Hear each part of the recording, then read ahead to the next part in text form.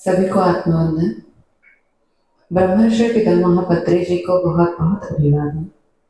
सीतायन इस किताब की मूल रचयिता दीना मरियम जी और उसे हमारी भाषाओं में भावानुवाद करने वाली कविता जी गुप्ता एवं हमारे ब्रह्मर्षि जोशी सर, इन्हें भी बहुत बहुत अभिवादन। अब हम शुरू करते हैं सीतायन का भाग 9। अभी तक हमने देखा कि मीनाक्षी हमें कहानी सुना रही थी माता सीता के बचपन के, माता सीता के यौवनावस्था के, माता सीता के विवाह के। उसके पश्चात माता वन प्रस्थान कर गई प्रभु श्री राम के साथ। उनके जाने के बाद मीनाक्षी का देहावसान अयोध्या में ही हुआ और फिर पुनः उनका अयोध्या में जन्म हुआ अनुसुईया के रूप में। और अब अनुसुईया सोमा के पास उनकी कुटिया में उनसे माता सीता की वे कहानियां सुन रही थी जो संपूर्ण अयोध्या को पता नहीं थी। वे कहानियां उस समय की जब माता सीता ने रावण के लंका में समय व्यतीत किया था। उस समय का वो संपूर्ण जीवन चरित्र माता सीता का अनुसुईया एवं उसकी माता दोनों सोमा के मुख से सुन रही है और हमें भी सोमा के द्वारा वो कहानी पता चल रही है। पिछली बार हमने देखा कि किस प्रकार रावण पुनः माता के मन में भय निर्माण करने के लिए छला वह दृश्य उनके सामने उत्पन्न कर रहा था। उसने इस तरह का दृश्य क्रिएट किया कि मिथिला नगरी पूर्णतः उद्ध्वस्त हो चुकी है और माता सीता के माता पिता राजा जनक और उनकी माता दोनों ही मृत हो चुके हैं, उनकी मृत्यु हो गई है। और ये देखकर माता अस्वस्थ हो गई थी। लेकिन तभी माता अनुसुईया, ऋषि अनुसुईया वहां पर आई और उन्होंने माता को सत्य का दर्शन करवाया कि ऐसा कुछ भी नहीं हुआ है, ये केवल कपट बनाया गया है, छल माया बनाई गई है रावण के द्वारा, किंतु उनके माता पिता सुरक्षित है। ये दृश्य अनुसुईया ऋषि ने उन्हें दिखाया। उसके पश्चात माता ये समझ गई कि ये सारा रावण का छल है। अनुसुईया ऋषि ने उन्हें ये बात समझाई कि अब तक वे रावण के जो मानसिक छल थे उनका विरोध कर रही थी, अब उन्हें रावण पर प्रहार करना होगा। और वो किस प्रकार करना है ये भी उन्हें बताने लगे कि रावण के मन में प्रवेश करना, उसके मस्तिष्क में प्रवेश करना इतना आसान नहीं है। इसलिए जब वो सोता है तब उसके स्वप्न में प्रवेश कर कर उसके कृत कार्यों को उसके सामने लाना है आपको, और इसके लिए मैं आपको मदद करूंगी। वो आपकी तरह अनिद्रा का आदि नहीं है। आप बिना नींद के रह सकते हैं, किंतु वो बिना नींद के नहीं रह सकता। और वही समय है कि जब आपको उसके मस्तिष्क में प्रवेश करना है। दूसरे दिन रावण वहां पर पहुंचा। रावण को ये इसके इस तरह से अपेक्षित था कि वो माता को रोते हुए देखेगा, किंतु ऐसी कोई परिस्थिति नहीं थी। वो बहुत ही हैरान रह गया कि अपनी माता पिता की मृत्यु हो चुकी है, ये जानने के बाद भी माता सीता स्तब्ध कैसे है। तब माता ने पहली बार रावण की आंखों में आंखें डालकर देखा और रावण से कहा कि तुम्हारे छल से मैं घबराने वाली नहीं हूं, और याद रखना यही कपट तुम तक लौट कर आएगा। तब रावण हंसने लगा और कहने लगा कि तुम स्वयं मेरी रहस्यमयी कपटमयी दुनिया में फंसी हुई हो और तुम इस तरह का कथन कर रही हो। तब माता ने कहा कि तुम्हारी इस रहस्यमयी कपटमयी दुनिया का अंत करना ये मेरा कर्तव्य नहीं है, ये श्री राम का कर्तव्य है और ये श्री राम ही करेंगे, किंतु तुम्हारे दिल तक पहुंचने का कार्य मेरा है। तुम्हारे दिल में बसे हुए अच्छाई को तुमने जागृत करवाने का कार्य मेरा है और मैं वही करूंगी। उसके पश्चात रावण वहां से चीखता चिल्लाता निकल गया। फिर माता अनुसुईया, ऋषि अनुसुईया ने जो बात बताई थी उसी पर चिंतन करते हुए ध्यानस्थ हो बैठ गए। और उस रात जब रावण सोया तब वे उनके स्वप्न में गई। वे उनके स्वप्न में उस स्त्री के रूप में गई जिसे रावण ने प्रताड़ित किया था, और वे उसे दोष देने लगी, उसके सामने न्याय के लिए गुहार करने लगी। उसे बार बार कहने लगी कि उसने किस प्रकार उसे प्रताड़ित किया, किस प्रकार उसे वो सारे दोष उसके याद दिलाने लगी। उसके पश्चात राहुल ने देखा कि उसके साथ कई और अन्य देवियां भी आ चुकी है, जो उसे उस शब्दों के प्रहार कर रही है, उस पर शब्दों के प्रहार कर रही है और फिर शस्त्रों से भी प्रहार कर रही है। वो घबरा गया। अगले दिन वो माता सीता के पास नहीं गया। अगले दिन रात्रि में भी उसने उसी प्रकार का स्वप्न देखा। अब कोई दूसरी स्त्री जिसे उसने प्रताड़ित किया था वो उसके सामने थी। उसी तरह का दृश्य और उसी तरह से वो पुनः घबरा गया। रोज माता सीता एक नई स्त्री का रूप लेकर उसके स्वप्न में जाती और उसे झकझोर कर रख देती और उसके आगे अन्याय के लिए गुहार लगाती। उसने जो अन्याय किया था उसके अगेंस्ट, उसके सामने वो खड़ी रहती और उसके साथ अन्य कई देवियां, अन्य कई साध्वियां भी उस स्त्री का साथ देते। इस प्रकार कई दिनों के बाद उसने इस तरह का स्वप्न देखा कि वे सारी स्त्रियां एक साथ उसके सामने खड़ी है और उस पर शब्दों का और शस्त्रों का प्रहार कर रही है। वो बहुत ज्यादा घबरा गया और उसके अगले दिन मंदोदरी माता से मिलने आई। मंदोदरी ने माता से कहा कि रावण को पता नहीं क्या हो रहा है, वो सो ही नहीं पा रहा है और न सोने के कारण उसकी मानसिक स्थिति बिगड़ चुकी है। क्या आप कुछ उपाय बता सकती है? तो माता ने कहा कि जो भी हो रहा है मंदोदरी, वो होने दो। ये न्याय है और न्याय के रास्ते में मत हो। उसके कई दिनों पश्चात भी रावण माता से मिलने नहीं आया। फिर एक दिन वो तलवार लिए कि आज तो मैं सीता का वध ही कर दूंगा, इस सोच में तलवार लिए माता के पास आया और जैसे ही वो माता के ऊपर प्रहार करने ही वाला था कि तभी मंदोदरी बीच में आ गई और मंदोदरी ने उसे रोका और कहा कि इससे ज्यादा अधिक मैं अपने आप को अपनी हानि नहीं करने दूंगी। अब पहले ही बहुत गलत कर चुके हैं और अपने पतन का रास्ता तय कर चुके हैं, लेकिन इससे आगे मैं आपको और पतन में नहीं जाने दूंगी। ये सारी बातें जो उनके बीच हो रही थी, माता तक तो पहुंच नहीं रही थी क्योंकि माता ध्यानस्थ थी और बिल्कुल स्तब्ध बैठी हुई थी। मंदोदरी ने बहुत रावण को रोका।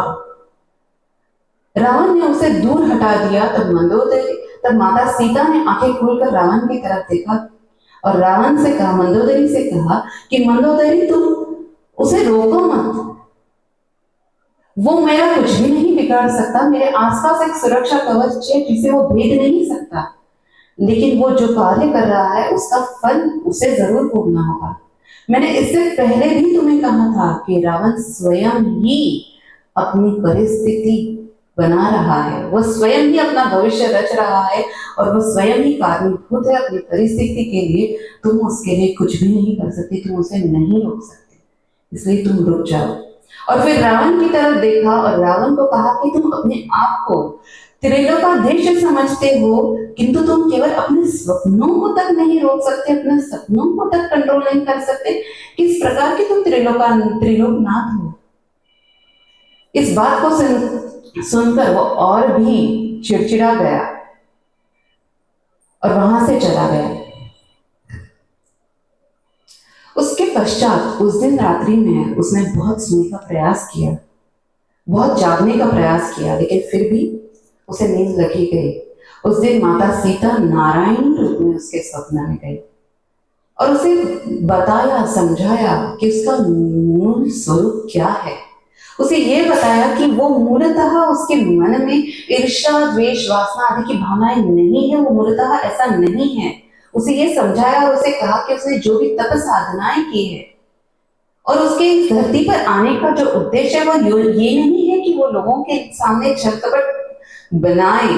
उसका उद्देश्य है कि उसने जो तप साधना की है उससे वो इस धरती का उद्धार करे, वो अपने कर्मों का प्रक्षालन करने के लिए वहां पर आया। ये सारी बातें नारायणी स्वरूप में आकर माता सीता ने रावण को समझाई। वो घबराकर जाग उठा और इस बार वो सीधा अपनी माता कैकसी के पास गया। कैकसी एक बहुत ही शक्तिशाली स्त्री थी। वो उनके पास गया तो कैकसी ने उनसे कहा कि तुम सीता का विरोध मत करो। सीता एक बहुत ही शक्तिशाली स्त्री है, कोई साधारण व्यक्ति नहीं है। वो तुम्हारे मस्तिष्क में प्रवेश करने में सक्सेसफुल हो चुकी है और इसलिए तुम उसका विरोध मत करो, तुम उससे विवाह करो ताकि उसकी शक्तियां तुम्हारे साथ जुड़ जाए और तुम और भी शक्तिशाली हो जाओ। और उसके आसपास जो सुरक्षा कवच है उसे भेदने के लिए मैं तुम्हें कुछ शक्तियां प्रदान करती हूँ। उस रात्रि माता कैकसी ने रावण का हाथ अपने हाथ में लिया और अपने मंत्रोच्चार शुरू कर दिया और अपनी कई शक्तियां रावण को दी।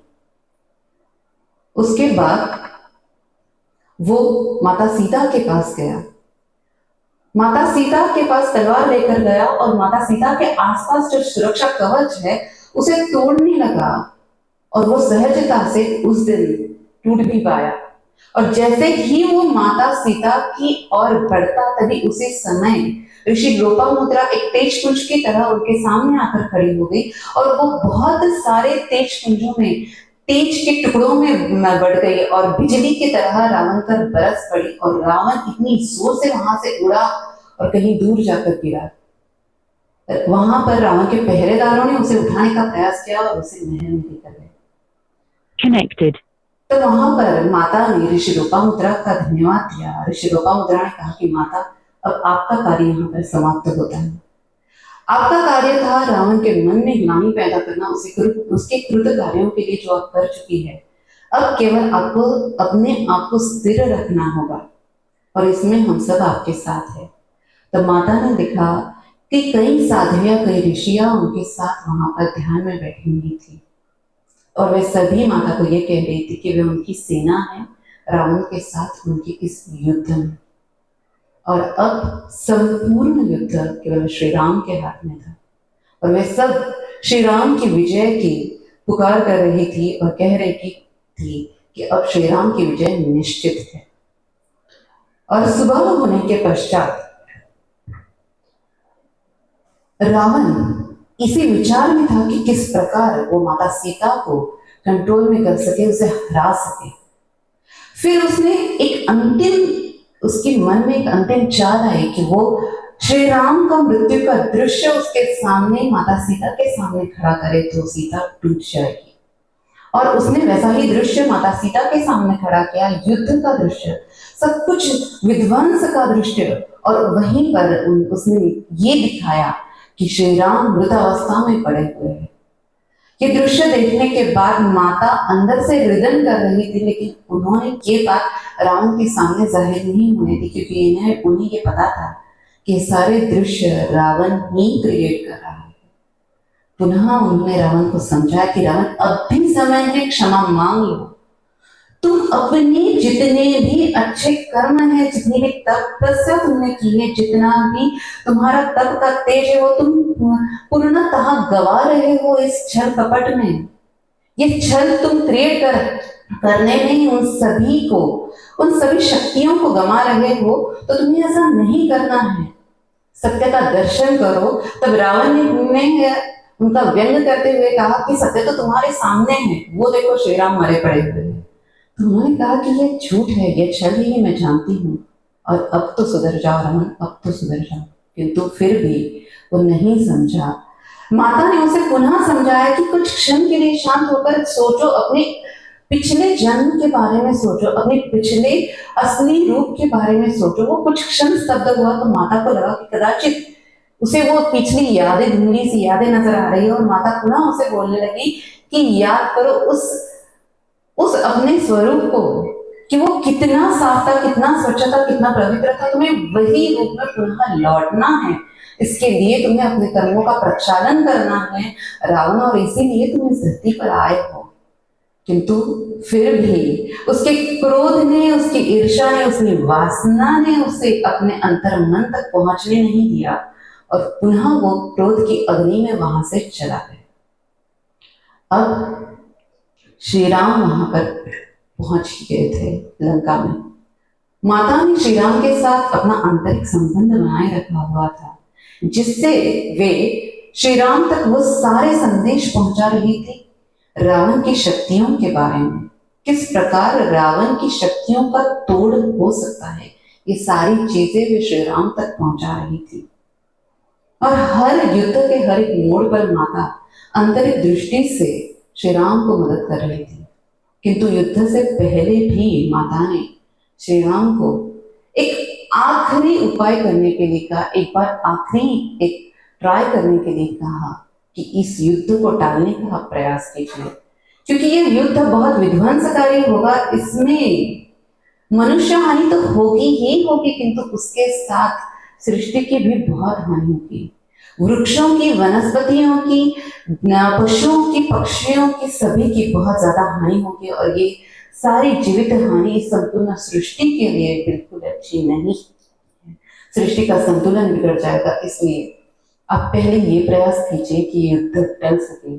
श्री राम ने भी काफी प्रयास किए, किंतु रावण इस भ्रम में था। रावण ने जब श्री राम की सेना को देखा तो अट्टहास करने लगा कि किस तरह की सेना के साथ राम मुझसे लड़ने के लिए आया है, और उनका व्यंग बनाने लगा। तब श्री राम ने यह तय कर दिया कि अब युद्ध तो निश्चित ही है। हर मोड़ पर माता उन्हें मदद कर रही थी, उन्हें हर वो बातें बता रही थी जो उनके जीत के लिए आवश्यक थी। हर रोज कई जीवों की हत्या हो रही थी, कई वनस्पति, कई पशु पक्षी की हानि हो रही थी। रोज एक नया विध्वंस हो रहा था। एक दिन शाम के समय में त्रिजटा दौड़ी भागी माता सीता के पास आई और उन्हें कहा कि लक्ष्मण की मृत्यु हो चुकी है। ये सुनकर माता बहुत ही अधीर हो गई, बहुत ही अस्वस्थ हो गई। उन्होंने कहा कि नहीं, तुम ये झूठ कह रही हो। किंतु माता ये जानती थी कि त्रिजटा अब उनकी हितचिंतक बन चुकी है और वो जो भी कहेगी वो झूठ नहीं कहेगी।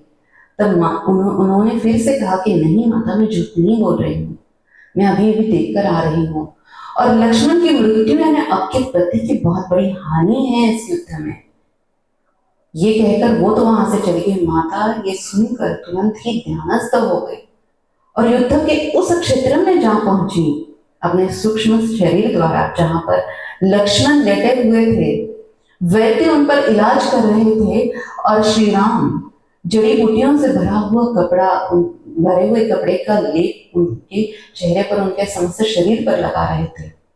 एक विष भरा तीर लक्ष्मण को लगा हुआ था और वैद्य हनुमान जी को बता रहे थे कि इस प्रकार संजीवनी बूटी तक पहुंचा जा सकता है। किंतु वे ये भी बता रहे कि यदि संजीवनी बूटी योग्य समय में नहीं लाई गई तो लक्ष्मण को बचाना मुश्किल हो जाएगा। माता वहां पर खड़ी थी। माता बहुत ज्यादा गुस्से में थी कि किस प्रकार वो बचा पाए, परंतु वो कुछ भी नहीं कर पा रही थी, क्योंकि वो अपने भौतिक शरीर में नहीं थी, वो सूक्ष्म शरीर में। तब उन्होंने लक्ष्मण से बात करने का प्रयास किया, लेकिन वो भी नहीं हो पा रहा था। उन्होंने वहां पर ऐसा महसूस किया कि लक्ष्मण के आसपास कुछ काले घने बादल मंडरा रहे हैं, और तभी वहां से एक व्यक्ति को उन्होंने आते हुए देखा। वे समझ गई कि यह निश्चित ही यम है। वह तुरंत ही यम और लक्ष्मण के बीच में खड़ी हो गई। तब यम ने कहा कि माता, आप मेरे कार्य के बीच में मत आइए, अब इनका समय हो चुका है, मुझे इन्हें ले जाने दीजिए। माता ने कहा कि नहीं, इनका समय अभी आया नहीं है, अभी इनका कार्य शेष है धरती पर, आप उनको अभी नहीं ले जा सकते। तब यम ने कहा कि इन्होंने शूर्पणखा के साथ जो किया और शूर्पणखा ने जो श्राप दिया, उसके फलस्वरूप अब उनका समय आ चुका है और मुझे उन्हें ले जाना ही पड़ेगा। माता ने कहा कि उन्होंने जो भी किया था मेरे लिए किया था, इसलिए आप उन्हें नहीं ले जा सकते। ऐसे संपूर्ण रात्रि उनके और यम के बीच में तर्क वितर्क होते रहा, और जिस भी कोने से यम लक्ष्मण की तरफ पहुंचने का प्रयास करते, वह हर बार माता को अपने सामने पाते और यम लक्ष्मण तक नहीं पहुंच पाते। फिर अंत में हार कर यम ने कहा कि यदि आप मेरी एक बात मान ले तो मैं लक्ष्मण को छोड़ दूंगा। तो माता ने कहा कि आप कुछ भी कह दीजिए। तो उन्होंने कहा कि मैं आपकी आयु के कुछ वर्ष लक्ष्मण को देता हूं। माता ने सहर्ष इसे स्वीकार कर लिया और यम वहां से चला गया। माता भी वहां से निकल गई, और जब माता का ध्यान पूर्ण हुआ तब उन्होंने देखा कि वह अशोक वृक्ष के नीचे बैठी हुई है, और तभी त्रिजटा उनके पास आई और उन्हें वो समाचार सुनाया कि लक्ष्मण जीवित है और उनके प्राण बचा लिए गए हैं। इस इस घटना के बारे में बताते हुए सोमा ने कहा कि जब ये बात माता ने हनुमान को बताई, ये बात माता ने केवल हनुमान जी से ही शेयर की थी और किसी को नहीं बताई थी, तब उन्होंने ये भी कहा था कि ये सत्य है या सपना ये मैं नहीं जानती, किंतु लक्ष्मण के प्राण बच गए, यही मेरे लिए पर्याप्त था। तब हनुमान ने कहा कि जब लक्ष्मण जागरूक हुए, तब जागरूक होते ही पहले उन्होंने यही शब्द कहा कि माता कहाँ है, माता मेरे पास ही खड़ी थी। और जब लक्ष्मण के ये शब्द मुझे वो याद आए, उस समय जब माता ने मुझे वो बात बताई, तो मुझे ये कंफर्म हो गया कि उस रात माता और यम के बीच जो भी हुआ था वो सत्य में हुआ था, वो माता का स्वप्न नहीं था। और फिर सोमा ने आगे कहानी बतानी शुरू की। सोमा कहती है कि उसके बाद बहुत भयानक युद्ध हुआ। राम के कई सेनापति, उसके पुत्र सभी मारे गए और अंतिम समय में जब राम और रावण सामने थे, उस समय भी माता ने वो संकेत दिया कि किस प्रकार वे रावण का अंत करें। रावण के सामने खड़े होने के पश्चात 2 मिनट के लिए राम ने अपनी आंखें मूंद दी और उन्होंने सीता की ओर देखा अपने अंतर चक्षु से। तब सीता ध्यानावस्था में थी और माता सीता के ऊपर श्री राम के प्रेम का वर्षाव हो रहा था, उनके प्रेम का झरना बह रहा था और उस प्रेम के झरने के कारण वे पूर्ण प्रेम से भरी हुई थी और उनके आसपास का वातावरण बहुत ही प्रसन्न, बहुत ही उल्लासमय और बहुत ही सुंदर हो चुका था। आसपास के पेड़ पौधे पत्थर तक बहुत ही प्रसन्न नजर आ रहे थे और ये दृश्य माता ने श्री राम को दिखाया। श्री राम इस संकेत को समझ गए और श्री राम ने अंतिम तीर चलाने से पूर्व रावण के मस्तिष्क के ऊपर वही प्रेम का झरना झराया, वही प्रेम का झरना उन्होंने शुरू किया, उसी प्रेम का वर्षाव उन्होंने शुरू किया और उसके जो आंतरिक अवगुण थे उन सभी को साफ कर दिया। उसके अंतर में जो द्वेष, वासना, क्रोध आदि थे उन सभी को उन्होंने पहले दूर किया और फिर उन्होंने वो अंतिम तीर चलाया और उस अंतिम तीर के साथ वो धराशाही होकर गिर गया। जैसे ही वो नीचे गिरा, उसने श्री राम के आगे हाथ छोड़े और श्री राम से प्रार्थना की कि प्रभु मुझे पुनः उसी स्थान पर ले चलिए अपने साथ। तब श्री राम ने कहा कि नहीं, अभी तुम्हें एक और जन्म यहीं पर धरा कर देना है, किंतु उससे पहले तुम्हें अपने आप पर अपने कर्मों का प्रक्षालन करना है और अपने आप के लिए करना है, अपने आप पर, अपने मन पर कार्य करना है और ये बहुत ज्यादा आवश्यक है। उसके पश्चात वे सभी माता सीता की ओर चले।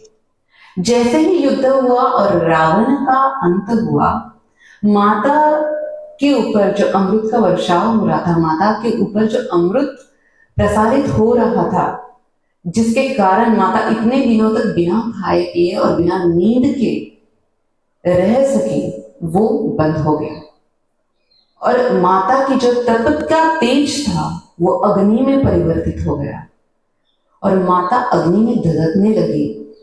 जैसे श्री राम और लक्ष्मण वहां पर पहुंचे, उन्होंने ये दृश्य देखा कि माता अग्नि में धधक रही है। लक्ष्मण बहुत घबरा गए और माता की तरफ दौड़ने लगे माता को बचाने के लिए। तब श्री राम ने उन्हें रोक लिया और श्री राम ने उन्हें कहा कि ये उनके तप की अग्नि है जिसके द्वारा वे अपने आसपास की अपवित्रता को नष्ट कर रही है और इस युद्ध के हुए जो भी दुष्परिणाम है उनको ग्रहण कर रही है, इसलिए तुम उनके कार्य के बीच में मत आओ, तुम रुक जाओ। उसके पश्चात उन्होंने देखा कि अग्नि धीरे धीरे धीरे माता सीता में समाहित हो चुकी थी। उसके पश्चात माता श्री राम से मिलने के लिए उठने लगी, किंतु जैसे ही वो अमृत उनके ऊपर झरना बंद हो चुका था, उन्होंने इतने दिन से कुछ खाया नहीं था, पिया नहीं था, उनकी नींद तक नहीं थी। उसके कारण उनका शरीर पूर्णतः थक चुका था और वहीं पर वो गिर गए। श्री राम स्वतः इतने घायल थे, फिर भी वे वहां पर गए। उन्होंने सीता को उठाया और वे महल में लेकर आए। उन्होंने सीता का उपचार किया, वे उनके साथ वहीं पर रुके, उन्हें पानी आदि पिलाया और माता थोड़ी सी ठीक हुई उसके पश्चात जैसे उन्होंने वचन दिया था मंदोदरी को, रानी मंदोदरी को, उन्होंने पहला भोजन रानी मंदोदरी के हाथों से किया। फिर माता पूर्णतः स्वस्थ हुई और उन्होंने और मंदोदरी ने मिलकर संपूर्ण लंका वासियों के लिए भोजन बनाया और उन्हें एक उत्सव के रूप में मनाकर उन्हें अपने हाथों से भोजन करवाया। फिर लंका से लौटने से पूर्व माता उस अशोक वृक्ष के पास गई, उसके आगे नतमस्तक हुई, उनसे कृतज्ञता व्यक्त की कि इतने दिनों तक उन्होंने वहीं पर आसरा पाया था और फिर वे पुनः लौट गए। वे पंचवटी में पहुंचे पुनः, जहां पर चंद्रिका एक कुटिया में, उसी कुटिया में जहां पर माता उसे आखिरी बार छोड़ गई थी, ध्यानस्थ थी और तप कर रही थी। माता उन्हें मिलने के लिए इसलिए गई क्योंकि माता ने तब उन्हें वचन दिया था कि वे पुनः उनसे मिलने के लिए आएंगी। लेकिन उसके पश्चात इतनी सारी घटनाएं हो गई कि माता जा ही नहीं पाई चंद्रिका से मिलने के लिए और अपने वचन को पूर्ण करने के लिए माता पंचवटी में उनसे मिलने के लिए गई। तब चंद्रिका ने कहा कि माता पता नहीं किस प्रकार मैं इतने दिनों तक ध्यानावस्था में बैठ पाई, इतने दिनों तक मैं तप कर पाई। तब माता ने कहा कि ये तुम्हारी आंतरिक शक्ति ही है जिसके कारण तुम ये सब कर पाई हो। और अब इसके बाद जब तुम वन में भ्रमण करोगी तब तुम्हें एक छोटा बालक मिलेगा, वो वही है जो पूर्व जन्म में तुम्हारा पति था। तुम्हें उसका माता की तरह पालन पोषण करना है, तुम्हें उसे प्रेम देना है, उसे शिक्षा देनी है और उसे एक महान ऋषि बनाना है। ये तुम्हारा कर्तव्य है और पूर्व जन्म के कृत उसे कर्मों का भी प्रक्षालन तुम्हें ही करवाना है। वो इस जन्म में भी बहकेगा, इस जन्म में भी वो फिसलेगा, किंतु वो स्थिर होगा तुम्हारे दिए हुए संस्कारों के कारण। ये संस्कार तुम्हें देने हैं, यही तुम्हारा कार्य है। ये सुनकर वो बहुत ज्यादा खुश हुई, उसने माता से बहुत कृतज्ञता व्यक्त की और उसके पश्चात श्री राम और माता सीता अयोध्या की ओर गए। जिस दिन माता सीता और श्री राम का अयोध्या में पुनरागमन हुआ, उस दिन दीपोत्सव मनाया गया। अयोध्या में हर जगह दीप जलाए गए, हर जगह दिए जलाए गए और बहुत ही धूमधाम से उनका स्वागत किया गया। सोमा कहती है कि इसी दिन की प्रतीक्षा मेरी आंखें कर रही थी। सोमा ने बहुत प्रेम से माता का स्वागत किया। सोमा कहती है कि इतने दिनों के तप और युद्ध के बाद वो थके हुए तो थे, किंतु उन दोनों के चेहरे का तेज कम नहीं था।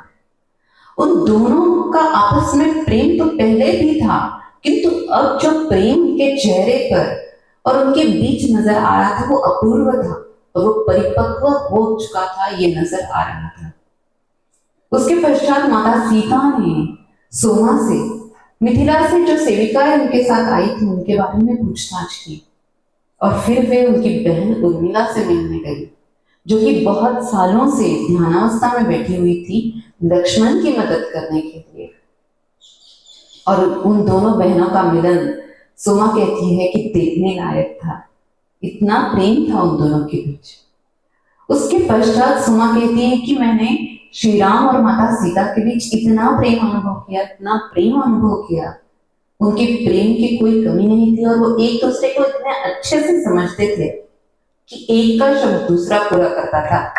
किसी एक के मन में कोई बात आती थी तो दूसरा उसे सहज ही कह देता था। इतना प्रेम मैंने पहली बार किसी के बीच में देखा था, इस तरह से सोमा कहती है। किंतु कई दिनों तक माता महल में ही रहने से बहुत थक गई थी, क्योंकि उन्हें वन में भ्रमण करने की आदत थी शादी से पूर्व भी, और वे जब वनवास में थी तब भी, और अब वे महल में रह रहकर थोड़ी सी त्रस्त सी हो गई थी। इसलिए एक दिन श्री राम और माता सीता नगर भ्रमण के लिए निकले और एक जगह बाजार में उन्होंने रथ रोकने लगाया और वे रथ से नीचे उतर गए। रथ से नीचे उतरकर वे एक औषधि की दुकान में गए, जहां पर एक लड़का किसी औषधि के बारे में पूछ रहा था। तब माता ने उनसे कहा कि तुम जिस औषधि को ढूंढ रहे हो तुम्हें यहाँ नहीं मिलेगी, तुम मेरे साथ आओ, मैं तुम्हें दिखाती हूँ कि वो कहाँ मिलेगी। और वो उस लड़के को सरयू नदी के तट पर लेकर गई और उसे दिखाया कि कहाँ पर उसे वो औषधि मिलेगी और उसकी पहचान भी किस तरह से वो कर पाएगा। ये सारी चीजें माता ने उसे बताई और उससे ये भी कहा कि जब तुम्हारी माता का स्वास्थ्य ठीक हो जाए तो तुम उन्हें मुझसे मिलने के लिए कहना। इतना कहकर वो पुनः लौटे तो माता के जो सुरक्षा कर्मचारी थे वो दौड़े भागे उनकी सुरक्षा करने के लिए पहुंच गए और माता को सुरक्षित देखकर वो प्रसन्न हुए। तभी श्री राम भी वहां पर पहुंच गए। ये इसलिए था क्योंकि अयोध्या नगरी का वातावरण बहुत बदल चुका था। इन 14 सालों में अयोध्या नगरी में व्यापार के लिए कई विदेशी लोग आने लगे थे, जिसके कारण अयोध्या नगरी अब स्त्रियों के लिए उतनी सुरक्षित नहीं थी। अब स्त्रियां अकेली बाजार में या कहीं भी जा नहीं सकती थी और इसलिए माता जब अकेली गई तो उनके पीछे सुरक्षा कर्मचारी दौड़ते दौड़ते चले गए थे। माता पुनः अपने महल में लौट आई। कुछ दिनों बाद एक स्त्री माता से मिलने आई महल में, लेकिन उसे मिलने नहीं दिया गया। उसने बहुत अनुरोध किया लेकिन फिर भी उसे मिलने नहीं दिया गया। 2 बार वो स्त्री आई लेकिन फिर भी उसे मिलने नहीं दिया गया। ये बात सुमा को पता चली तो उसने ये बात माता को बताई। माता ने कुछ क्षण विचार किया तो उन्हें याद आया कि ये वही स्त्री है जिसके लड़के को मैंने वो औषधि दी थी और मैंने ही उनसे कहा था कि जब तुम्हारी माता ठीक हो जाए उन्हें कहना कि वो मुझसे आकर मिले। फिर वे इस बात पर विचार करने लगे कि मैं कैसे उनसे मिल सकती हूँ। तभी श्री राम वहां पहुंचे और श्री राम ने कहा कि आपको जो भी योग्य लगता है आप कर सकती है। तभी उन्होंने सुमा को आदेश दिया कि तुम कल भोर में ही हम जाएंगे, तुम पूजा की थाल तैयार रखना और अपने कुछ वस्त्र मेरे लिए लेकर आना। अगले दिन भोर से पहले ही माता सुमा के वस्त्र पहनकर पूजा की थाल लेकर सरयू नदी के किनारे पहुंची। उन्होंने सरयू नदी की पूजा आदि की और फिर वे उस लड़के के घर पर पहुंची जिसकी माता के लिए उन्होंने उसे जड़ी बूटी दी थी। अपनी महारानी को द्वार पर देखकर वो लड़का बहुत ही ज्यादा प्रसन्न हो गया। उसने उन्हें अपनी माता से मिलवाया। उनकी माता ने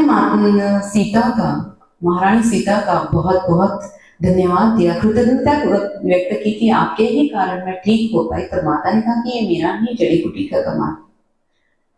उसके पश्चात माता ने उन्हें धन्यवाद दिया कि मैं जानती हूं आप वही स्त्री है जो प्रतिदिन भोर के समय मेरे लिए सरयू तट पर प्रार्थना करने जाती थी और आप ही के कारण लंका में मेरे आसपास सुरक्षा कवच निर्मित था। तो मैं आपको बहुत बहुत धन्यवाद देती हूँ। माता ने अपनी कृतज्ञता उन्हें व्यक्त की। उन्होंने कहा कि ये तो मेरा कर्तव्य ही था अपनी महारानी के प्रति। उन्होंने कहा कि कर्तव्य तो मेरा भी है आपके प्रति। और ऐसा कहते हुए उन्होंने उनके गले का वो हार जो उनकी माता सुनैना ने उनके विदाई के वक्त उनके गले में पहनाया था, वो उनका पुश्तैनी हार उस स्त्री के हाथ रख दिया। तो उन्होंने कहा कि माता मैंने इसके लिए वो सब नहीं किया था। उन्होंने कहा कि नहीं, ये तो मैं आपका सम्मान कर रही हूँ, ये मेरा प्रेम है आपके प्रति। जो प्रेम आपने मुझे जताया, जो प्रेम आपने मेरे लिए जताया, ये उसका प्रत्युत्तर है, यह आपके लिए है। वो देखकर माता और सुमा वहां से जल्दी जल्दी निकल पड़ी और जैसे ही वो बाजार से गुजर रही थी, एक व्यक्ति बहुत सारा सामान लेकर जा रहा था। उसने माता को धक्का लगा दिया और माता नीचे गिर पड़ी। माता के मुंह के ऊपर घूंघट था और वो जोर से चिल्लाया कि महारानी की सेविकाओं को इतनी भी अकल नहीं कि बाजार में कैसे चलना चाहिए। और वो माता को लात मारने ही वाला था कि तभी सोमा ने अपना पूरा जोर लगा दिया और उसे दूर धकेल दिया। और इतनी सारी गड़बड़ में माता का चेहरा खुल गया और कुछ लोगों ने माता को पहचान लिया। तब माता वहां से जल्दी जल्दी पुनः महल पहुंच गई। लेकिन ये चर्चा अयोध्या में फैल गई कि माता सीता दासी के वेश में नगरी में घूमती हुई देखी गई और अयोध्या में ये अस्वीकार्य था, ये स्वीकारणीय ही नहीं था कि महारानी, अयोध्या की महारानी एक दासी के वेश में नगर में घूमी। उसके पश्चात वहां पहुंचने के पश्चात महल में सुमा ने इस बात का बहुत डरकर क्रोध जताया इस बात पर कि माता किस प्रकार वो व्यक्ति आपको लात मारने की कोशिश कर सकता है, तब माता ने कहा कि वो किस प्रकार मुझे लात मारने की कोशिश कर सकता है, ये नहीं, किस किस प्रकार अयोध्या नगरी में कोई पुरुष किसी स्त्री को इस तरह से उसका अपमान कर सकता है और उसे लात मारने की कोशिश कर सकता है, ये महत्वपूर्ण है। वहां मैं थी, ये महत्वपूर्ण नहीं है। वहां कोई भी स्त्री होती तो भी ये गलत था, और अयोध्या में इस प्रकार का व्यवहार होना ये सबसे बड़ी गलत बात है, और इसके लिए हमें कुछ न कुछ जरूर करना होगा। उसके पश्चात सुमा ने और एक प्रश्न पूछा माता से कि माता, आपने अपना पुश्तैनी हार उस स्त्री को क्यों दिया? तो माता ने कहा कि वो स्त्री केवल इस जन्म से नहीं कि जन्म जन्मों से मेरी सेवा करते आ रही है। तो ये बात सुमा को समझ नहीं आई, तो माता ने कहा कि ये स्त्री अपने पूर्व जन्म में मिथिला में थी, और इसके पति ने एक स्त्री के साथ दुराचार किया था, दुर्व्यवहार किया था, जिसके कारण इनके संपूर्ण परिवार को एक ऋषि ने श्राप दिया था। इस स्त्री ने अपने पूर्व भाव में उसके पुत्रों को खो दिया था उसी श्राप के कारण, और उसका केवल एक ही पुत्र बचा था, और उसके उस एक पुत्र को और उसे जनक परिवार ने सहारा दिया था और अपनी सेवा में लिया था, और उसके बाद उसकी पीढ़ी दर पीढ़ी जनक परिवार की सेवा में थी, वहीं पर मिथिला में। उसके बाद भी उस जन्म के पश्चात भी उसका पुनः मिथिला में ही जन्म हुआ, और मिथिला में ही उसने काफी सेवा की जनक राज परिवार की, और अब वो अयोध्या में जन्मी, और अयोध्या में जन्मने के बाद भी उसने मेरी सेवा के लिए, मेरी प्रार्थना के लिए, चाहे आंधी हो, तूफान हो, बारिश हो, वह प्रतिदिन प्रातः मेरे लिए प्रार्थना करने सरयू तट पर जाती थी। ये उसने मेरी ही सेवा की थी, और इसी फलस्वरूप मैंने उसे वो दिया था। उसने जो जन्मों से मेरे प्रति प्रेम व्यक्त किया है, उस प्रेम पर मैंने मोहर लगा दी, अपना वो बेशकीमती जनक परिवार का पुश्तैनी हार सौंपकर, क्योंकि उसने जनक परिवार की ही सेवा की थी। ये सुनकर सोमा स्तब्ध रह गई। सोमा ने कहा, क्या वो यही है, मीनाक्षी की पूर्वज है ये? तो माता ने हाँ में सिर हिलाया कि हाँ, ये मीनाक्षी की पूर्वज ही है। अब ये सारी कहानी अनुसुया सुन रही थी। अनुसुया के चेहरे पर क्वेश्चन मार्क देखकर सोमा ने कहा कि तुम कुछ पूछना चाहती हो? तो उन्होंने कहा कि मीनाक्षी कौन है? कि मीनाक्षी, ये नाम मैंने इस कहानी में पहली बार सुना। तब सोमा ने कहा कि अभी उसके बारे में जानना इतना महत्वपूर्ण नहीं है, मैं तुम्हें बताऊंगी कि मीनाक्षी कौन है। और फिर उन्होंने पुनः अपनी कहानी आगे बढ़ाई। सोमा कहती है कि मैंने श्री राम और माता सीता के बीच इतना बढ़ता हुआ प्रेम, इतना अभूतपूर्व प्रेम, इतना अपूर्व प्रेम देखा कि जो दुनिया में किसी ने नहीं देखा होगा। इतना सुंदर उन दोनों के बीच का प्रेम मैंने देखा था। और कुछ महीनों पश्चात माता के गर्भवती होने के शुभ समाचार हम सभी को मिले। संपूर्ण राजमहल, संपूर्ण अयोध्या नगरी आनंदित थी, खुशी से झूम उठी थी, और हम सब बहुत खुश थे। पर पता नहीं ये खुशी कितने समय तक की थी। कुछ दिनों पश्चात एक दिन रात्रि में माता ने एक स्वप्न देखा। उस स्वप्न में उन्होंने देखा कि ऋषि भृगु उनकी पत्नी उसाना की मृत्यु पर शोक कर रहे थे, विलाप कर रहे थे, रुदन कर रहे थे, और बहुत क्रोध में थे। और माता वहां पर उनकी पुत्री भार्गवी के रूप में खड़ी थी,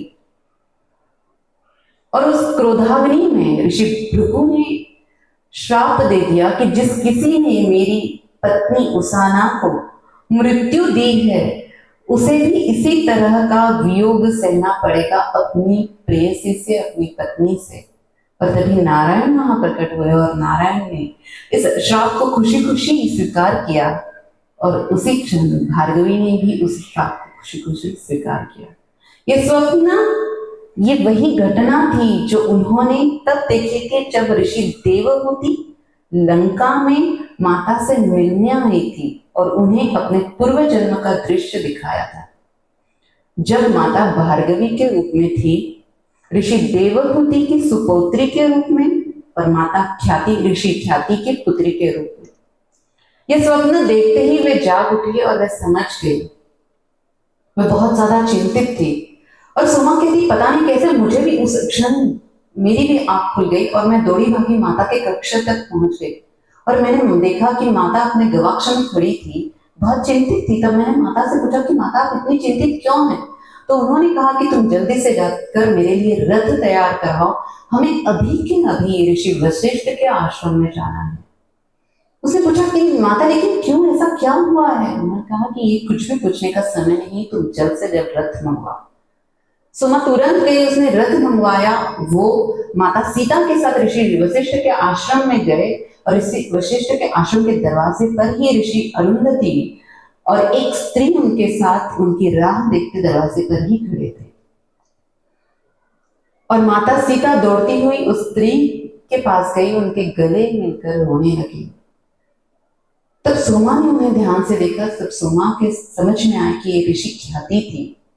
माता के पूर्व जन्म में जब माता भार्गवी थी, उस जन्म में ऋषि ख्याति की वे पुत्री थी और वे अपनी माता के गले लगकर रो रही थी।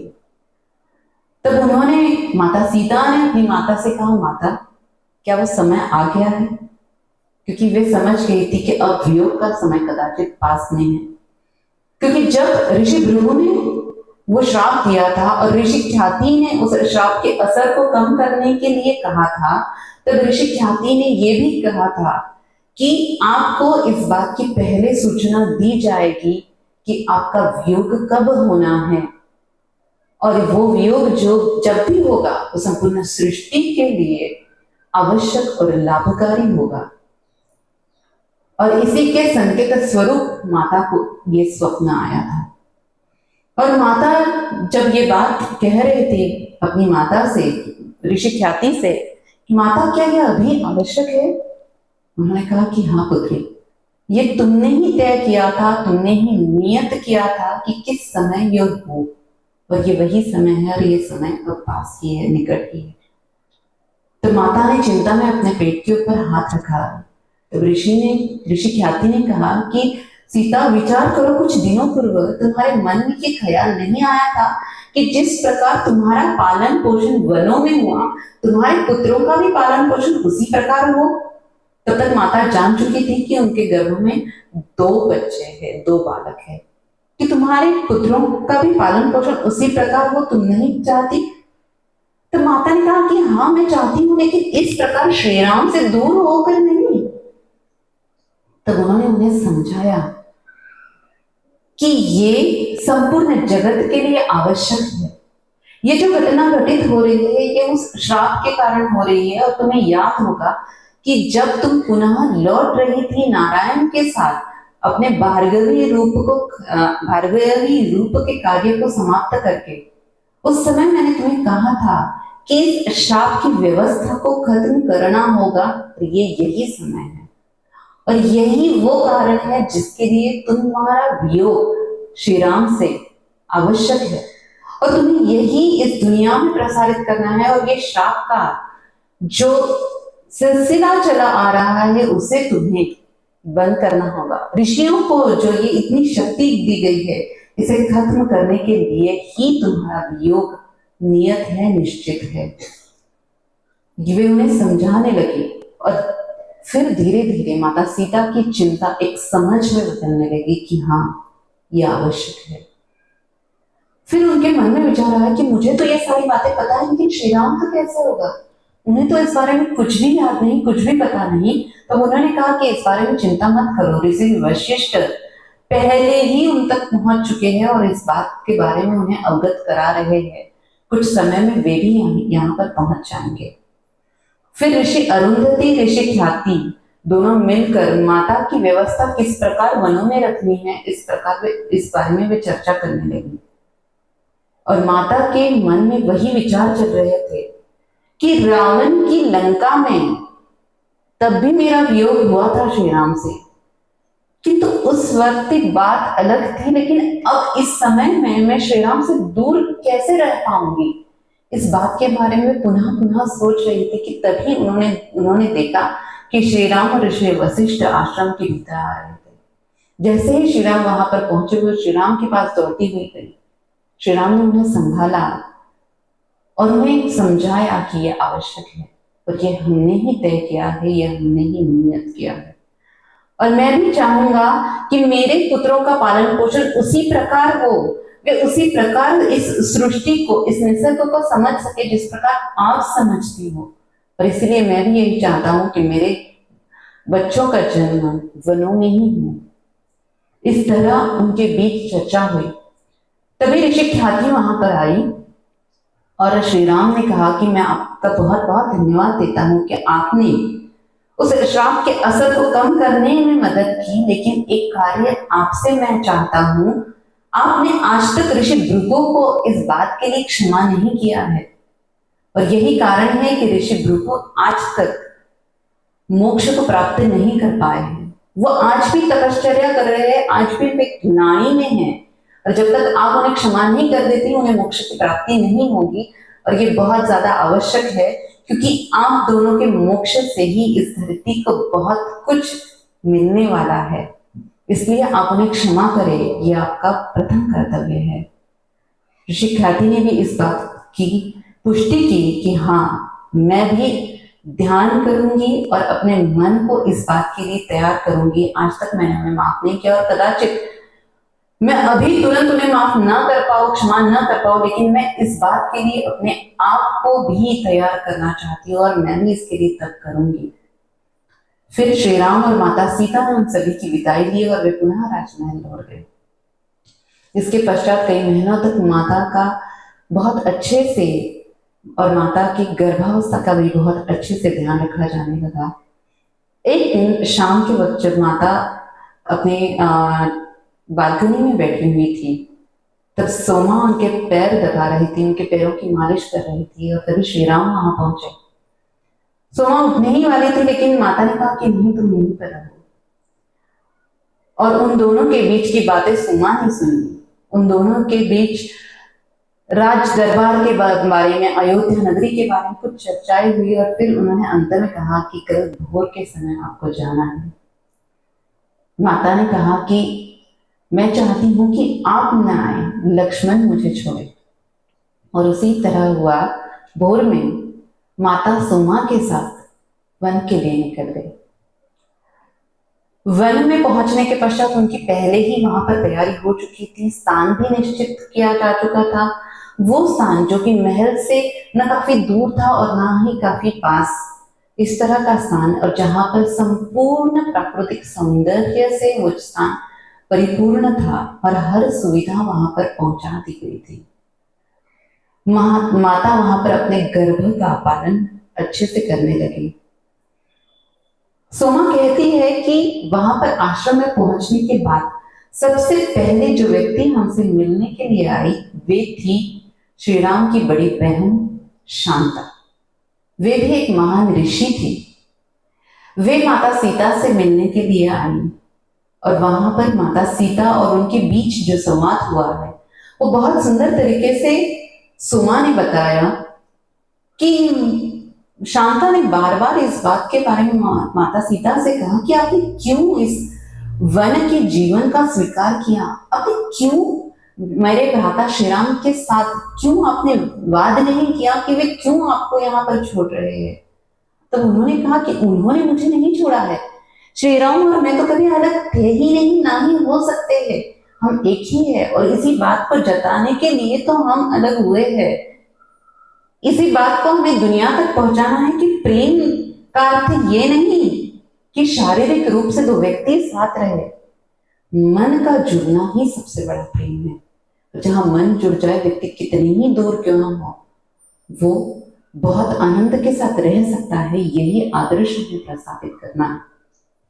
और माता ने कहा आपने भी तो अपने परिवार के लिए इतना बड़ा त्याग किया, अपनी इच्छा के विरुद्ध आपने भी तो एक ऋषि के साथ विवाह किया केवल अपने परिवार के लिए, और आपने भी तो वन का जीवन एक्सेप्ट किया। तो उन्होंने कहा कि वो तो मैं अपने परिवार के लिए मैंने त्याग किया था, लेकिन आपका क्या कारण है। उन्होंने कहा मैंने संपूर्ण जगत के लिए ये त्याग किया है। इस संपूर्ण जगत में जो भी कुछ गलत हुआ है उसे ठीक करने के लिए, जो युद्ध हुआ था रावण और श्री राम का, उसके बाद प्रकृति का संतुलन बिगड़ चुका है और उसे ठीक करने के लिए मुझे पुनः वनों में आना आवश्यक था और इसीलिए ये सारी चीजें नियत की गई थी। ऐसी काफी सारी चर्चाएं उन दोनों के बीच हुई और माता ने उन्हें बहुत बहुत धन्यवाद दिया, अपनी बहन को, अपनी ननद को, शांता को, क्योंकि वे कहती है कि वन में जब वे वनवास में थे तब श्री राम ने हमेशा इन्हीं का उदाहरण देते थे कि किस प्रकार मेरी बहन ने वन का जीवन व्यतीत किया था और आपके ही कारण मुझे वो संबल मिल पाया कि मैं वनों में रह पाई और अपने आप को उसमें उस वातावरण में एडजस्ट कर पाई। तो आप ही के कारण मैं वो कर पाई। माता ने उन्हें बहुत बहुत धन्यवाद दिया और उन्हें कहा कि जब तक मेरा प्रसव नहीं हो जाता आप मेरे साथ ही रहिएगा। उसके पश्चात वे वहीं पर रही। उन्होंने माता की बहुत देखभाल की और बहुत सा समय वे दोनों ध्यान में ही व्यतीत करती थी। फिर जब माता का प्रसव हुआ और दोनों बच्चों का जन्म हुआ, उसके बाद वे वहां से चली गई और उर्मिला, माता सीता की छोटी बहन, उनकी देखभाल के लिए उनके साथ आकर रही। उसके कई दिनों पश्चात जब उर्मिला भी वहां से चली गई तब चंद्रिका, जो पंचवटी में माता को मिली थी, वो उनसे मिलने वहां पर आई। जब उन्हें ये समाचार मिला कि माता वनों में रहने के लिए आ गई है तो उन्हें बहुत दुख हुआ और वे इतना लंबा प्रवास करके, इतना लंबी यात्रा करके वहां पर पहुंचे अपने पुत्र के साथ। वो पुत्र उन्हें मिल चुका था जो पूर्व में उनका पति था और वो उसके साथ वहां पर पहुंच गई और उन्हें माता को इस अवस्था में देखकर बहुत दुख हुआ कि माता आप महारानी हैं, आपको महलों में होना चाहिए, आप यहाँ पर क्यों हैं? माता ने कहा कि ये कोई विशेष बात नहीं, आप भी तो तपस्वी ही नहीं हो, आप भी तो वनों में ही रहती हो, इसमें कोई विशेष बात नहीं। जिस प्रकार आप इस बालक को एक अच्छा जीवन देने के लिए वनों में रहती हो, उस प्रकार मैं भी संपूर्ण सृष्टि को एक अच्छा जीवन देने के लिए रह रही हूँ। चंद्रिका जब माता से बात कर रही थी तब उन्हें महसूस हुआ कि कहीं ना कहीं उनके चेहरे पर कुछ उदासी है, कुछ सवाल है, कुछ प्रश्न है। माता ने उनसे कहा कि तुम्हारे मन में क्या प्रश्न है, तुम मुझे पूछो। तो उन्होंने कहा कि माता आप इतनी पवित्र हो, लंका में आप थी तब भी आप इतनी पवित्र हो, किंतु लोग आपके बारे में बहुत गलत कह रहे हैं। ये बात पहली बार सोमा को पता चली कि अयोध्या में क्या चर्चा हो रही है माता के वन प्रस्थान की बात। और सोमा को इस बात को सुनकर बहुत बहुत उनका मन उदास हो गया कि माता के बारे में इस तरह से लोग सोचने लगे हैं कि प्रभु श्री राम ने उनका त्याग किया है, जो कभी भी एक दूसरे से अलग नहीं है, अलग नहीं हुए हैं, उनके बारे में ऐसा सोचा गया। ये सोचकर सुमा को बहुत ज्यादा दुख हुआ, लेकिन इस बात को माता सीता ने बढ़ावा भी नहीं दिया और ना ही उस बात के बारे में पुनः चर्चा की। उन्होंने चंद्रिका से कहा कि चंद्रिका तुम अपने दिमाग से इस बात को निकाल दो, ऐसा कुछ भी नहीं है। भले ही आज दुनिया ये बात नहीं जानती, लेकिन आगे भविष्य में ये बात जानेगी और यही कार्य तुम्हें करना है। तुम जाओ, तुम वनों में जाओ, बाहर जाओ, तुम शिष्यों को तैयार करो, उन्हें सिखाओ और इस बात को तुम सभी तक पहुंचाओ कि मेरे वनों में आने का क्या कारण है। ये बात उन्होंने चंद्रिका को कही और तुम्हें अपने पुत्र को बहुत अच्छे से सिखाना है और उसे भी एक महान ऋषि बनाना है। ऐसा कहकर फिर चंद्रिका ने भी वहां से माता से विदा दी। इस बात के बारे में सोमा ने बहुत बार माता से पूछना चाहा, लेकिन माता ने इस बारे में कुछ भी नहीं कहा। माता ने केवल इतना ही कहा कि सोमा तुम मुझे वचन दो कि मेरे जाने के पश्चात तुम मेरी बातों को हमेशा याद रखोगी और मेरे बच्चों का भी पालन पोषण करोगी। सोमा को बहुत विशेष लगा ये बात सुनकर। माता आप तो बहुत युवक हो अभी, और अभी तो आपकी बहुत उम्र जानी, आप इस प्रकार कैसे बोल सकती हो, और आप तो बहुत अच्छी अवस्था में हो। उन्होंने कहा कि हाँ, फिर भी मैं ऐसे ही बोल रही हूँ। उन्होंने इस बात का खुलासा नहीं किया। फिर जैसे जैसे लव कुश बड़े होने लगे, माता उनके साथ अधिक समय बिताने लगी। माता उन्हें लेकर जंगलों में जाने लगी। जंगलों में उन्हें हर एक चीज को हाथ लगाने की उन्होंने छूट दी थी। हर छोटे से छोटे जीव जंतु को लव और कुश स्वयं हाथ लगाकर समझते, जानते। हर फल को, हर पौधे को, हर पत्ती को वो हाथ लगाते और उसे समझने का प्रयास करते, और माता उन्हें वे वो करने देती। इसी तरह से माता ने उन्हें शिक्षा दी। जब वे 5-6 साल के हुए तब माता ने उन्हें ध्यान करना सिखाया। सोने से पहले कुछ मिनटों का माता उनसे ध्यान करवाती और उन्हें कहानी सुनाती। ऐसी कई कहानियां माता ने उन्हें सुनाई और वे बार बार उन्हीं कहानियों को सुनाने का आग्रह करते। उनमें से कुछ कहानियां सोमा ने हमें इसमें बताई हुई है, वे हम सुनते हैं। एक दिन ऐसे ही लवकुश ने जिद की माता के पास कि माता हमें ऋषि अनुसुया और नदी की कहानी सुनाई आज। तो माता ने कहा कि मैंने कितनी बार तुम्हें वो कहानी सुनाई है, क्यों तुम बार बार वही कहानी सुनना चाहते हो? उन्होंने कहा कि नहीं माता, आज तो हमें वही कहानी सुननी है, माता अनुसुया की और नदी की कहानी। फिर माता ने शुरू किया कि ऋषि अत्रि और माता अनुसुया तप के लिए एक निर्जन और शांत स्थान को ढूंढ रहे थे और उन्हें एक ऐसा स्थान मिल गया, किंतु वो स्थान बहुत ही ज्यादा उजाड़ था। न वहां वनस्पति थी, न वहां पशु पक्षी थे। बहुत ही निर्जन और निर्जीव स्थान जैसा था। ऋषि अत्रि को तो ऐसा ही स्थान चाहिए था, लेकिन ऋषि अनुसुया उस स्थान में आकर बहुत उदास सी हो गई थी कि कितना उजाड़ वातावरण है यहाँ का। और फिर एक दिन उन्होंने देखा कि एक बाघ बहुत दुखी सा वहां पर बैठा हुआ था। उन्होंने उस बाघ से पूछा, और वो जमीन कुरेद रहा था। उन्होंने उस बाघ से पूछा कि तुम जमीन क्यों कुरेद रहे हो? तो उन्होंने कहा कि मुझे मेरे परिवार के लिए, मेरे बच्चों के लिए पानी चाहिए और यहाँ पर पानी ही नहीं है। ये क्षेत्र शापित हो चुका है, जिसके कारण यहाँ से पानी ही खत्म हो चुका है और मेरे परिवार का संगोपन करना मेरे लिए आवश्यक है और मैं पानी के लिए जमीन कुरेद रहा हूँ। तब माता अनुसुया बहुत दुखी हो गई। उन्होंने कहा कि मैं कुछ ना कुछ उपाय करूंगी इसलिए। फिर वे ध्यानस्थ हो गई, ध्यान में बैठ गई और उच्च स्तरीय लोक में गई और वहां पर उन्होंने मंदाकिनी नदी से भेंट की और उनसे अनुरोध किया कि वे पृथ्वी पर आए। तब मंदाकिनी नदी ने कहा कि मैं पृथ्वी पर क्यों आऊं? यहाँ का वातावरण कितना सुंदर है और पृथ्वी तो उजाड़ और ओसाड़ है, मैं क्यों आऊं वहां पर? वहां यदि जनजीवन हो तो मैं वहां आ सकूं। तब ऋषि अनुसुया ने कहा कि मैं चाहती हूं कि आप मेरे लिए नहीं बल्कि उस जनजीवन के लिए आओ जो पानी के लिए तरस चुका है, उनके लिए आप आओ। और लोगों के प्रति, अन्य जीवों के प्रति उनके मन में दया भाव देखकर मंदाकिनी नदी भी तैयार हुई। लेकिन मंदाकिनी नदी की एक शर्त थी कि जिस प्रकार का वातावरण इस उच्च स्तरीय लोक में है, जितना सुंदर वातावरण है, उसी तरह का वातावरण अगर आप वहां पर निर्माण कर सको तो मैं वहां आऊंगी। उसके पश्चात ऋषि अनुसुया पुनः लौट कर आई और वे उनके आश्रम के पीछे एक ऊंची चट्टान थी, उसके ऊपर जाकर बैठ गई और कई वर्षों तक उन्होंने तप किया।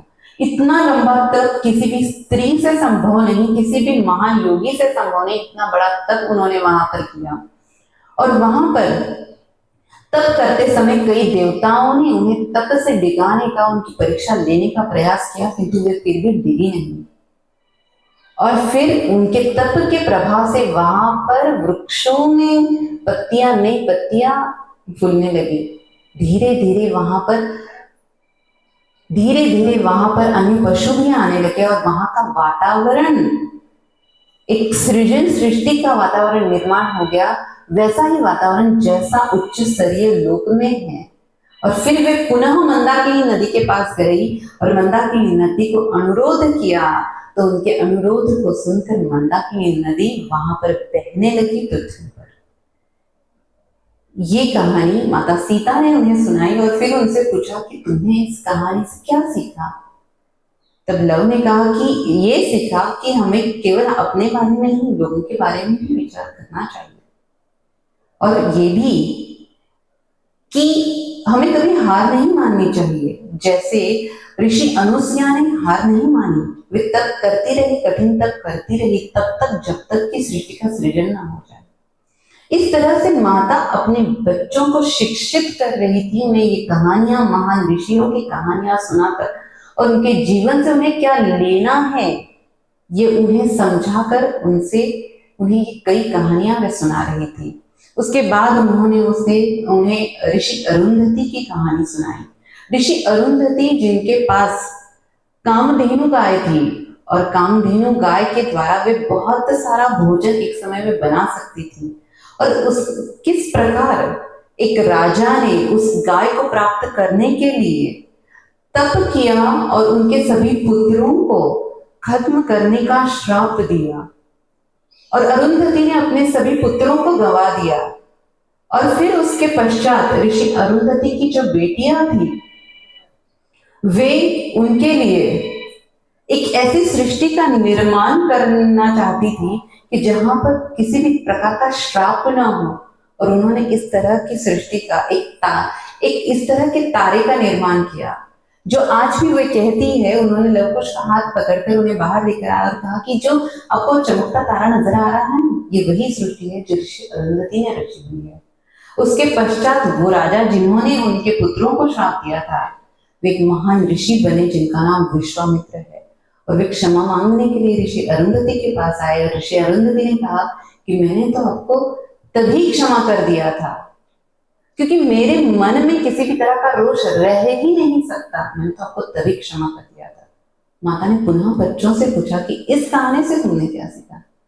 तो उन्होंने कहा कि कैसी भी परिस्थिति क्यों ना हो, आपका कितना भी नुकसान क्यों ना हो, कभी भी किसी पर क्रोधित नहीं होना है, सभी को हमेशा क्षमा करना है, और जब आप क्षमा करते हो तो उसकी ताकत सबसे ज्यादा होती है और वो आपको ही ज्यादा ताकतवान बनाता है। इस तरह से माता अपने बच्चों का पालन पोषण कर रही थी। और फिर सोमा ने कहा कि माता का कार्य केवल यहाँ तक ही नहीं था कि अपने बच्चों का पालन पोषण करे, माता का बहुत महान कार्य जो मुझे आपको आगे बताना है वो मैं आपको अगले दिन बताऊंगी। ये मैं भी आपको अगले एपिसोड में बताऊंगी। तो अभी के लिए बहुत बहुत धन्यवाद।